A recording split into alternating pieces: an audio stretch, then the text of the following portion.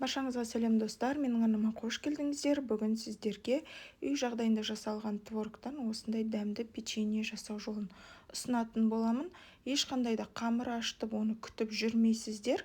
Бар болғаны 25 минуттың ішінде сіздің печеньеңіз дайын болады. Видеоның маңызды сәттерін жіберіп алмай, соңына дейін қарауға кеңес беремін. Алдымен 3 жұмыртқамызды алып, оның үстіне шекерімізді қосып, жақсылап араластырып аламыз.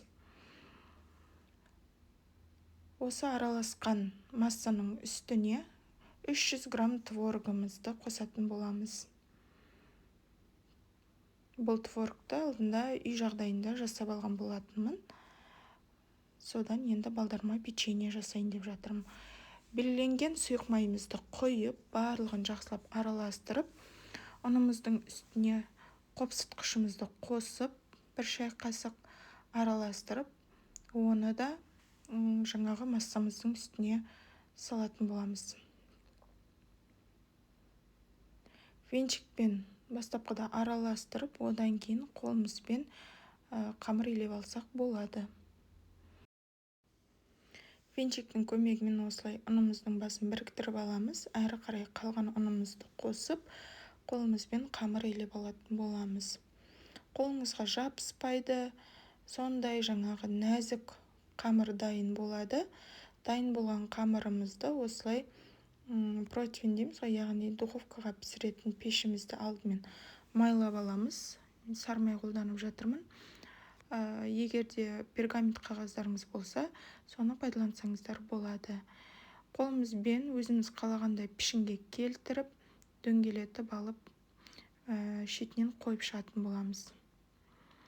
Әрбір граммы 40 грамм шамасында болды. Егер таразыңыз болса, өлшеп қолдануға болады.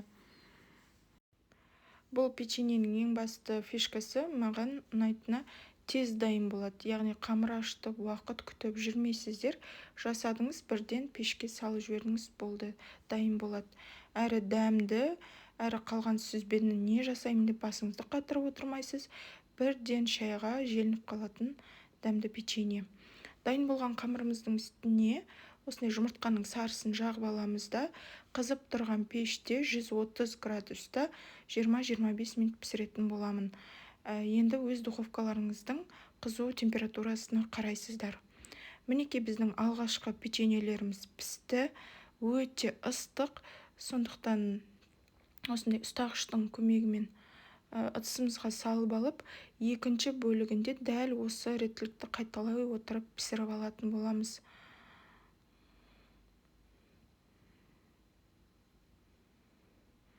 Екіншісінде майлаудың қажеті жоқ, тек қана үстіне осылай қойып шықсаңыздар жеткілікті.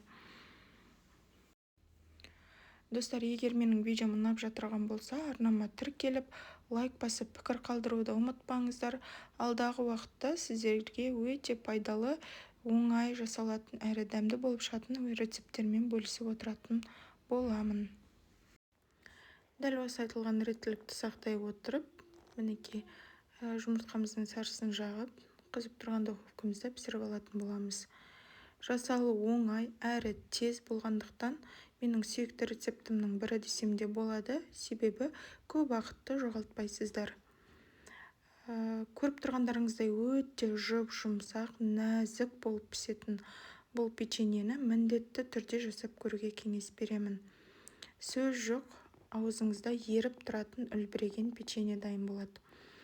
Және де оны қаймақпен, немесе жаңағы кез келген тосаптармен ұсынсаңыз, өте дәмі керемет болады. Ең бастысы, осындай дүкеннен печенье сатып алмай, өзіңіз үйден жасап бергенге не жетсін. Дәл осындай жасалуы оңай печенье рецепттерді менің арнамнан болашақта көргіңіз келсе, арнама тіркеліп, лайк басып, пікір қалдыруды ұмытпаңыздар. Менімен болғандарыңыз үшін рахмет.